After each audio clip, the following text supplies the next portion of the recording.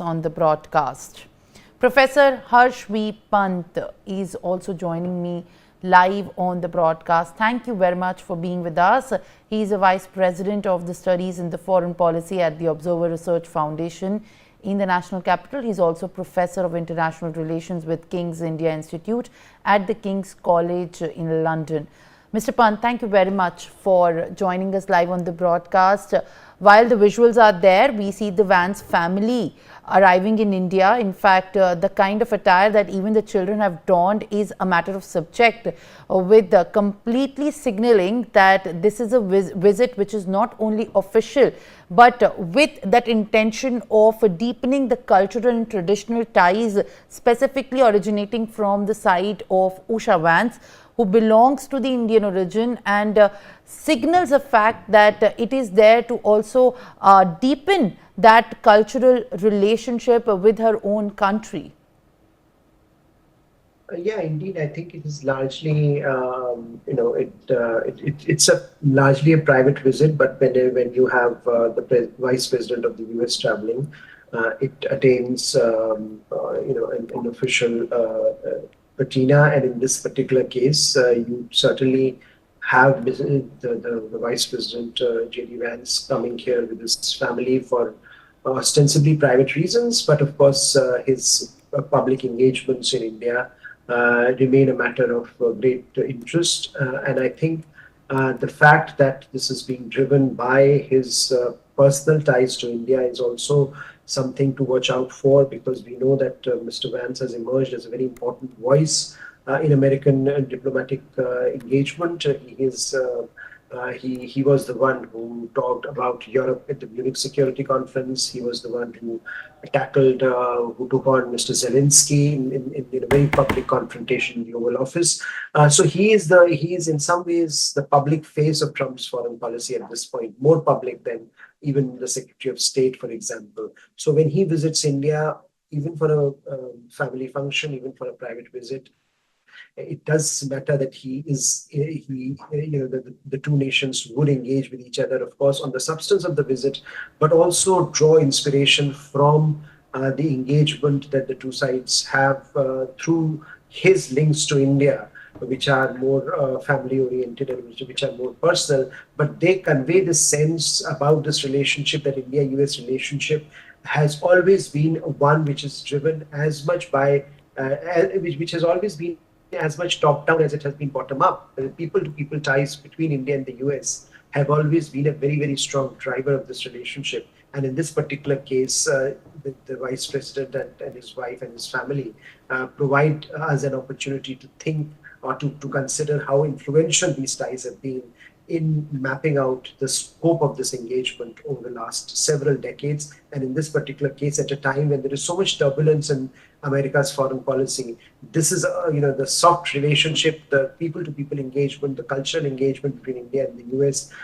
has been one of the factors that has given India-US relationship much greater stability than many other partnerships that America enjoys with other countries. Well, Mr. Pant, as in fact you are putting out these details and expressing your concerns and opinions, the fact of the matter is that External Affairs Minister Dr. S. Jaishankar, NSA Ajit Doval, Foreign Secretary Vikram Misri and Indian Ambassador to US Vinay Mohan Kwatra are expected to be the part of the Indian team to be led by Prime Minister Narendra Modi at the talks. And when we talk about the much anticipated talks, which would also delve into the trade deal, the focus of the meeting is likely to be on the early finalizing of the proposed bilateral trade pact, as well as the ways to boost overall trajectory of ties between the two nations. As per, in fact, the sources, New Delhi and Washington are now holding negotiations to seal a bilateral trade agreement that is expected to address a variety of issues, including tariff and market access. So how do you react to this? What all constitutes to be expected from the entire focus that will be now on a host of issues on the talks? I think clearly, as you mentioned, bilateral trade agreement is a big part of the deliverable that Mr. Modi and Mr. Trump outlined when Prime Minister Modi had visited the US earlier this year.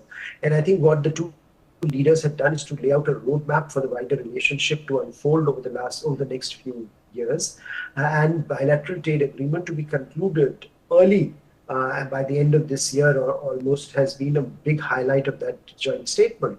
And I think since then we have seen engagements on both sides, particularly from the Indian side and from the engaging the US in trying to conclude that agreement.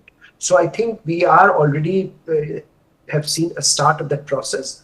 Given how turbulent American foreign policy has been in the last few weeks and months, it is indeed a matter of some consolation that India-US relationship has been insulated largely from that turbulence. If you see the tariff rates, for example, they are not as high in India as they are in other countries, and in that also there has been a pause announced in that on those tariffs, primarily because the argument that India has made is that we are already negotiating a BTA. So the bilateral trade agreement, its early conclusion, is definitely the most important deliverable that both sides are looking at, and therefore you see the presence of so many heavyweights in engaging with Mr. Vance, and I think Mr. Vance will certainly carry the message from the Trump administration, from President Trump himself, about the necessity of how and India will be putting its own concerns on the table, its own understanding on the table as to how the process is likely to unfold. So I think this is a very important moment for the relationship.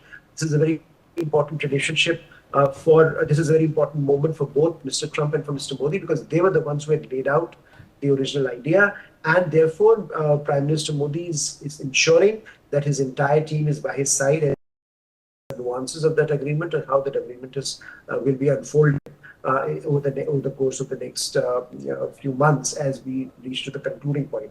But that remains the most important goal that the two sides are pursuing, and the greater, the earlier conclusion of such an agreement will generate greater confidence that perhaps India and the US relationship remain robust, and that economic ties, which in some ways the China challenge has further underscored, gives India more dynamism in dealing with the US in terms of the unfolding challenges. So I do think that we will see the commitment on both sides being reinforced during this meeting.